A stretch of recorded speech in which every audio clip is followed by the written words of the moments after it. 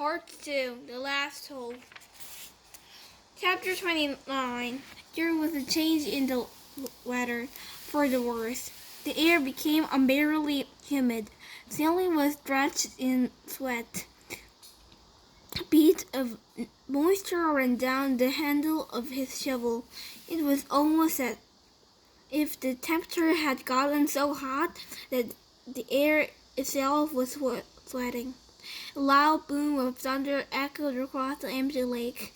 A storm was way off to the west, beyond the mountains. Stanley could count more than 30 seconds between the flash of lightning and the clap of thunder. There was how far away from the storm was.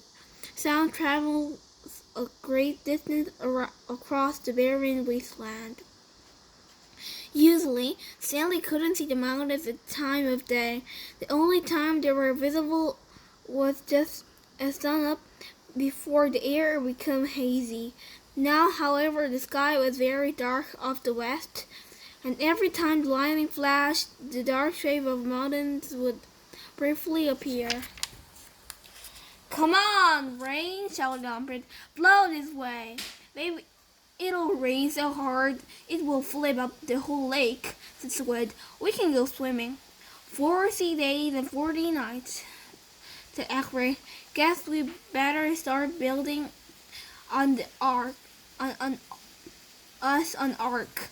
Get 2 of each animal, right?" "Right," said Zigzag. 2 rattlesnakes, 2 scorpions, 2 yellow-spotted lizards. The humidly, or maybe electricity in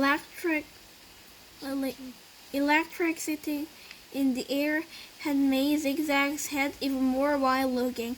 His frizzy blonde hair stuck almost straight out. The horizon lit up with a huge web of lightning.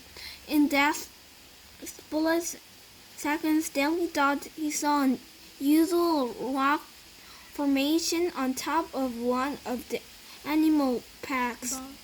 mountain peaks. The peak looked to him exactly like a giant fist with thumbs sticking straight up. Then it was gone, and Stanley wasn't sure whether she'd seen it or not. "I found refuge and got them." That was what his great-grandfather had supposedly said after Cape Barlow had robbed him and left him stranded in the desert. No one ever knew what he meant by that. He was delirious when he said it. But how could he live for 3 weeks without food or water? Stanley had asked his father. "I don't know. I wasn't there," replied his father. "I wasn't born yet. My father wasn't born yet. My grandmother, your great-grandmother, was a nurse in the hospital where they treated him. He'd always talked about how he dabbed his forehead with cold, wet cloths. He said that's why he fell in love with her.